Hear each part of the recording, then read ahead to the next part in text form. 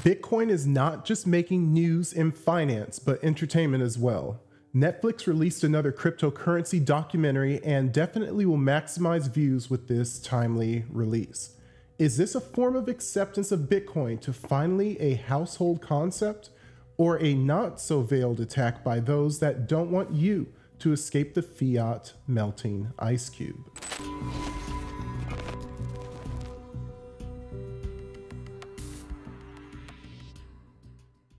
Hey everyone, it's Sir Ulrich, and you could probably guess, my signal meter for the Netflix sponsored documentaries is red. And I feel sorry for people with not enough time or resources to cross-reference their narrative. Sometimes you only get a small window of time to make a life-changing decision, which is greatly impacted by the quality of your source of information. A warning for you, the next section does contain spoilers, so jump past the warnings if you care to watch the shows without the plot exposure. Now, these two documentaries are ironically named. Most recently, the 2024 BitCon. Funny because the name is conning people into thinking it has something to do with Bitcoin. It doesn't. BitCon rather takes us through the self-reflections of the chief scammer from Centra, a crypto debit card ICO during the 2017 ICO bubble, and how despite his criminal and scammy activities throughout the entire film, he received no jail time. Trust No One: The Hunt for the Crypto King, a film from 2022. This one provides a primarily victim point of view about the fraudulent Canadian crypto exchange Quadriga CX in the same ICO era. After the alleged fake death of the CEO, the victims pooled their investigative resources with journalists to find out he embezzled 9 figures of crypto assets to gamble, poorly I may mention, during the bull market on multiple other exchanges. Of course, they tell you to trust no one, which is exactly what Bitcoin's premise is, a trustless peer-to-peer mechanism for value exchange. We can say both films are about theft and both are about cryptocurrency exchanges. And both were generally entertaining. However, a Bitcoiner may look at these and ask, why do they associate Bitcoin with vaporware scams? If you wanted to give the benefit of the doubt, one could say Netflix wants to publish engaging, suspenseful, and thrilling stories. While Bitcoin is cool to me as a Bitcoiner, it just may be too boring for general consumption on a profit-driven platform like Netflix. And that makes sense. Why would Netflix add generally boring topics like money, finance, policy, governance, and ethics? But it looks like that's not entirely true. In fact, right next to the crypto documentaries in the selection menu are 2 other ironically titled documentaries, Money Explained and Get Smart with Money. Get Smart with Money describes inflation as the increased cost of goods and services and says the best way to beat it is by investing.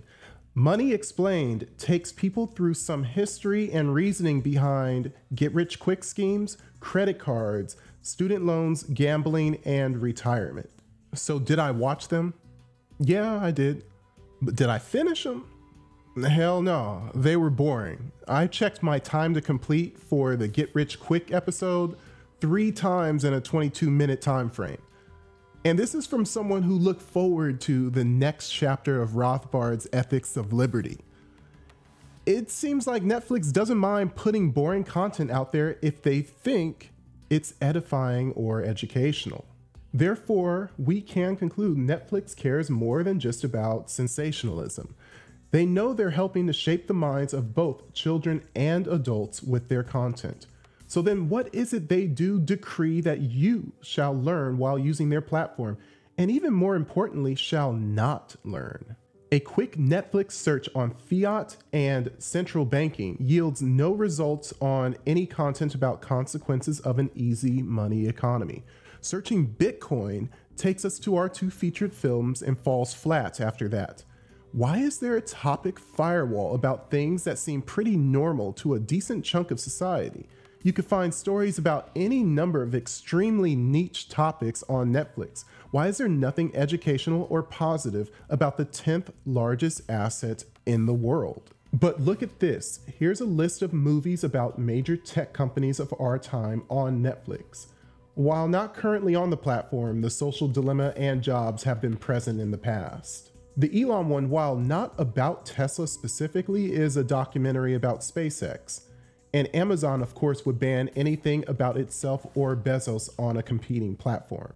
All of these narratives about tech companies and their intriguing impact on society, for better or worse, are accepted on the Netflix platform. You may have to wonder the same as myself. Why does Netflix not have anything to discuss about fiat, central banking, or Bitcoin? These are obviously significant topics and will continue to be throughout the 20s. Could Netflix be told by forces either internal or external what type of topics can't be discussed? It's not inherently wrong. If I owned Netflix, I would choose certain things to show and not show. It would be my right. So if Netflix is choosing to exercise their right of ownership, can we conclude they are purposefully censoring films about the true nature of Bitcoin? Devil's advocate. Even if Bitcoin is still too crazy a concept and their thought leaders are still stuck in 2016, bless their hearts, they still seem to have radio silence on the Federal Reserve. Bitcoiners and shiny paperweight people alike would agree central banking has a rich history of picking winners and losers in the economy and being the cause for life savings dissolved all over the world. Doesn't that make for an interesting enough plot for views? How are such topics completely void of presence on a platform that wants eyeballs? Too much of a conspiracy theory? Ancient Aliens was the top billing on the platform for 4 years straight, so you can't say they avoid conspiracies. Netflix, a media and entertainment company, almost seems as if it's been given a mandate to help preserve the sovereignty of the US government-issued money. How so? By keeping the people distracted and satiated. This has also been known as bread and circuses. Have a little something for everyone to keep them the right amount of engaged about the completely wrong thing. Here's a rough summary of the audiences that Netflix seems to cultivate while ignoring the clearly growing Bitcoin audience. For the lowbrow and hopeless, we have Emily in Paris. For the documentaries for dummies, Muscles and Mayhem. Conspiracy theories redacted, House of Cards. Netflix accredited poli-sci expert, any social science in series from 2019 to 21. Still convinced Netflix can change as they disregard any number of brilliant filmmakers in the Bitcoin space right now? Time for Culture Corner. Maybe this statement can add some color to the undercurrent of Netflix choices. Those that hold positions of power within this parasitic and flailing system are incentivized and motivated to build moats around their hills of success, preventing the march of disruptors that approach with new and innovative ways of thought. And this comes from Mike Hobart from his Substack, Just Hear Me Out. Mike's quote is so heavy, we literally have to drop the mic. The lure of fiat rewards can encourage behavior that contradicts free market incentives. He who makes the money can dangle endless carrots endlessly.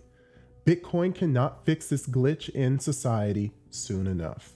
I am Sir Ulrich, like my father before me. If you appreciate this video, make sure to like, share, and subscribe. And consider Swan for your Bitcoin stacking needs.